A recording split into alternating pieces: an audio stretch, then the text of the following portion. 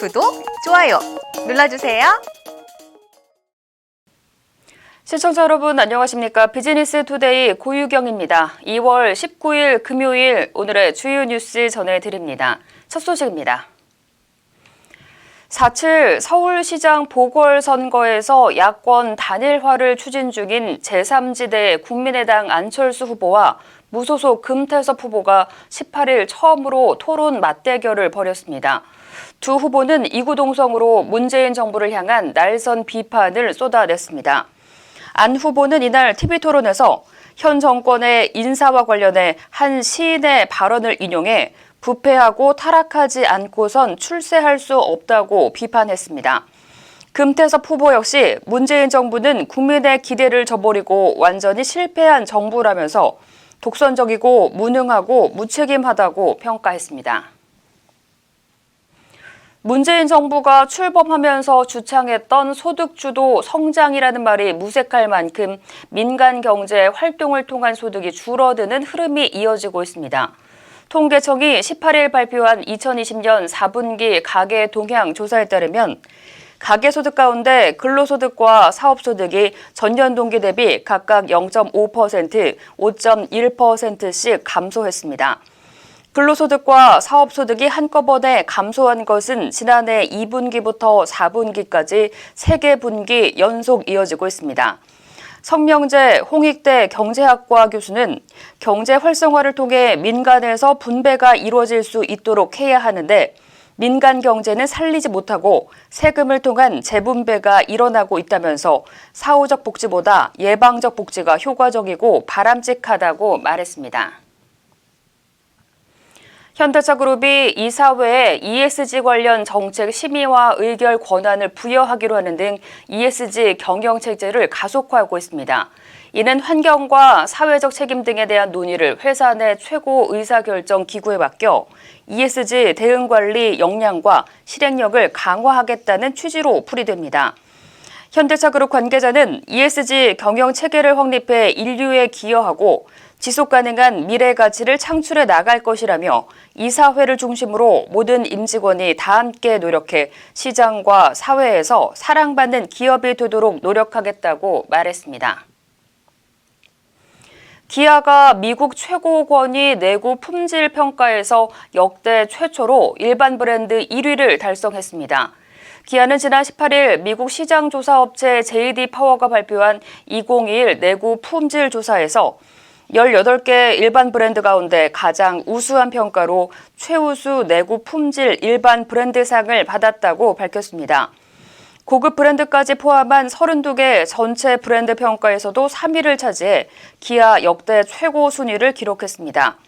기아 관계자는 내구 품질은 차량 구입 시 영향을 미치는 중고차 가격과 직결되기 때문에 이번 결과는 브랜드 가치 향상과 차량 판매 신장에도 기여할 것으로 전망된다고 말했습니다. 최태원 SK그룹 회장이 그룹 내 공익재단의 전기차 배터리 관련 세미나에 참석해 협업의 중요성을 강조했습니다.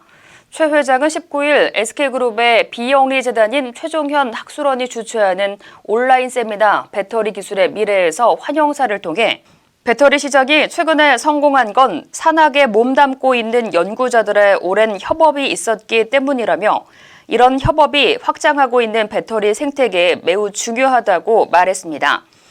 이어 차세대 배터리를 위한 신소재를 개발하고 폐전지를 재활용, 재사용하는 게 여기에 해당한다며 자신의 전문 영역 밖에 있는 전문가들과 소통하는 기술과 능력이 매우 중요하다고 밝혔습니다. 롯데건설이 최근 층간소음 제로화를 위해 소음진동 전문 연구부서를 신설했다고 밝혔습니다.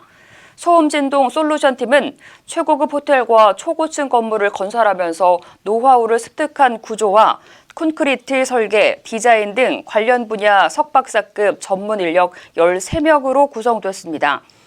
특히 층간소음에서 가장 문제가 되는 충격음은 중량 충격음으로 롯데건설은 이 부분에 주력해 올해 3월부터 새로운 완충제를 개발할 계획입니다. 새로운 완충제는 ESG 경영 강화에 따라 롯데케미컬에서 생산되는 친환경 소재인 발포 폴리프로필렌을 활용할 예정입니다. 롯데건설 관계자는 층간소음이라는 사회적 문제를 해결할 수 있도록 앞으로도 끊임없이 연구해 나갈 예정이라고 말했습니다. 대한항공은 오는 27일 첫 무착륙 국제 관광 비행 상품을 운영한다고 밝혔습니다. 비행 상품은 오전 10시 30분 인천공항에서 이륙해 강릉 동해안과 부산을 거쳐 대한해협과 제주 상공을 비행한 뒤 오후 1시 다시 인천공항으로 돌아오는 일정입니다. 대한민국 여권을 소지한 내국인만 탑승 가능하며 국제선 항공편과 동일한 출입국 절차를 진행하기 때문에 여권을 반드시 소지해야 합니다. 대한항공 관계자는 코로나로 인해 항공여행을 미뤄왔던 고객의 여행 갈증 해소에 이번 상품이 도움이 되길 기대한다며 앞으로도 간접 판매 방식을 통한 여행사와의 상생에 방점을 두고 무착륙 국제 관광 비행 상품을 운영해 나갈 것이라고 말했습니다.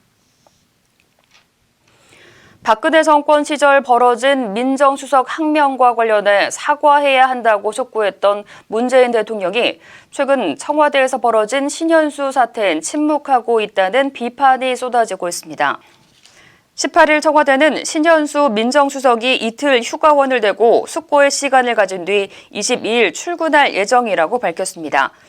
민주당과 청와대는 갈등이 드러나지 않게 덮으려는 분위기지만 국민의힘에서는 신수석을 두고 비정상적인 일들이 너무 빈발하니 임명된 지 한 달밖에 안 된 핵심 측근인 민정수석이 반기를 들고 사의를 표명하는 게 아니겠냐고 비판했습니다.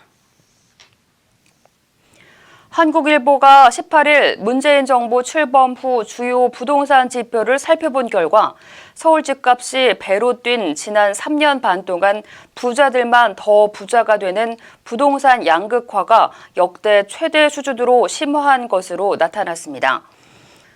국회 국토교통위 소속 송원석 국민의힘 의원 분석에 따르면 정부 출범 후 3년 반 동안 1분위 아파트 평균 매매 가격은 841만 원 오르는 데 그친 반면 5분위 아파트는 4억 2,386만 원이나 뛰었습니다. 1분위와 5분위의 평균 매매 가격 상승의 격차가 무려 50배로 벌어진 것입니다.